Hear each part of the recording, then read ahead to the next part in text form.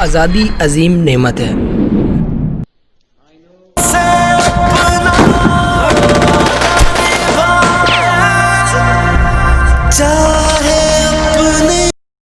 ہمارے چینل کو سبسکرائب کر دیجئے اور دیکھتے رہیے نالج ورلڈ یوٹیوب چینل۔ ہم لوگ سارا سال پاکستان کی کمزوریوں پر مباحث میں الجھے رہتے ہیں، جو خصوصاً اگست کے مہینے میں مزید دھواں صورت اختیار کر لیتی ہے۔ لیکن اگر سال میں ایک دن یہ بھی سوچ لیا جائے کہ گزشتہ ایک سال میں ہم نے ایک پاکستانی ہونے کی حیثیت سے کیا کیا، کون سا عمل صرف اور صرف پاکستان کے مفاد کے لیے تھا، تو شاید بہت سی بے مقصد باتوں پر بحث میں وقت ضائع نہ ہو۔ 14 اگست کا دن پاکستان میں قومی تہوار کے طور پر بڑے دھوم دھام سے منایا جاتا ہے۔ اس کے علاوہ جو پاکستانی بیرون ملک میں مقیم ہیں وہ بھی بہت جوش و خروش سے اس دن کی تقریبات کا اہتمام کرتے ہیں۔ یہ دن وہاں موجود پاکستانیوں کے لیے باعث فخر اور پرمسرت ہوتا ہے۔ اس دن نہ صرف پاکستانی بلکہ بیرون ملک میں بھی لوگ پاکستانی جھنڈوں سے گھروں، کمروں اور اپنی رہائش گاہوں کو سجاتے ہیں، دنیا کو دکھاتے ہیں اور بتاتے ہیں کہ پاکستان اس دن آزاد ہوا تھا، اور دو قومی نظریہ کی اہمیت اجاگر کرتے ہیں کہ پاکستان کیوں بنا۔ 14 اگست 1947 کا سورج برصغیر کے مسلمانوں کے لیے آزادی کا پیغام بن کر طلوع ہوا تھا۔ مسلمانوں کو نہ صرف انگریزوں کی بلکہ ہندوؤں کی متوقع غلامی سے بھی ہمیشہ کے لیے نجات ملی تھی۔ آزادی کا یہ حصول کوئی آسان کام نہیں تھا، جیسا کہ آج شاید سمجھا جانے لگا ہے۔ نواب سراج الدولہ سے لے کر سلطان ٹیپو شہید اور آخری مغل تاجدار بہادر شاہ ظفر تک کی داستان ہماری تاریخ حریت و آزادی کی لازوال داستان ہے۔ 1857 کی جنگ آزادی کے المناک واقعات بھی اسی سلسلے کی کڑیاں ہیں۔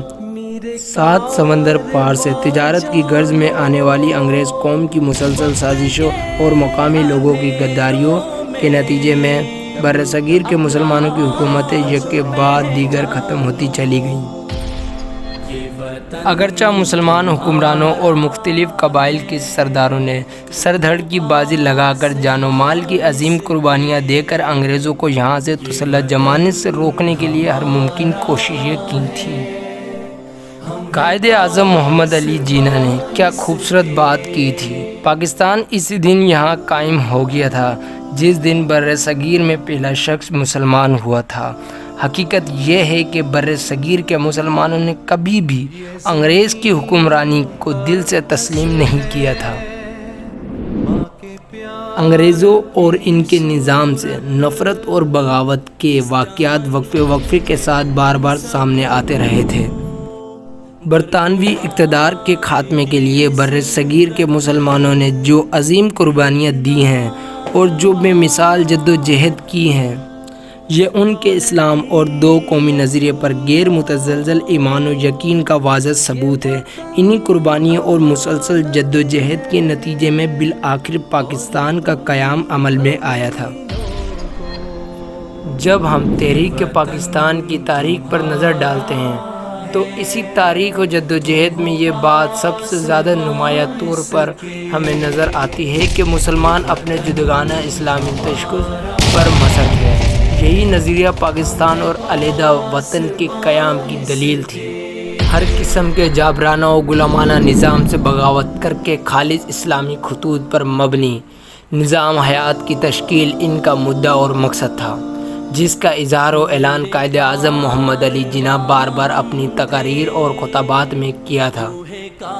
یہی وجہ ہے کہ ہم دیکھتے ہیں کہ تحریک پاکستان کے دوران برصغیر کے کونے کونے میں لے کے رہیں گے پاکستان، بن کے رہے گا پاکستان، مسلم ہے تو مسلم لیگ میں، اور پاکستان کا مطلب کیا؟ لا الہ الا اللہ۔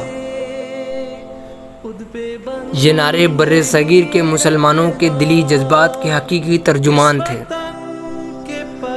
عرصہ دراز سے غلامی کی زنجیروں میں جکڑے ہوئے مسلمانوں کو آزادی ملنے کی امید پیدا ہو چلی تھی۔ وہ اس بات کو اچھی طرح سمجھتے تھے کہ اگر یہ موقع ہاتھ سے نکل گیا تو پھر انگریزوں کے چلے جانے کے بعد وہ ہمیشہ ہمیشہ کے لیے ہندو بنیا کی غلامی میں چلے جائیں گے۔ وہ ہر طرح کے سامراج سے چھٹکارا چاہتے تھے۔ اسی مقصد کے حصول کے لیے بڑی سے بڑی قربانیاں دی جا سکتی تھی، مگر اس مقصد سے پیچھے ہٹنا انہیں گوارا نہ تھا۔ پاکستان کا قیام شب قدر جمعۃ الوداع ماہ رمضان المبارک 1368 ہجری بمطابق 14 اگست 1947 عمل میں آیا تھا۔ ظہور پاکستان کا یہ عظیم دن جمعۃ الوداع ماہ رمضان المبارک اور شب قدر جو ہزار مہینوں سے بہتر ہے، محض اتفاق نہیں بلکہ خالق و مالک کائنات کی اس عظیم حکمت عملی کا حصہ ہے۔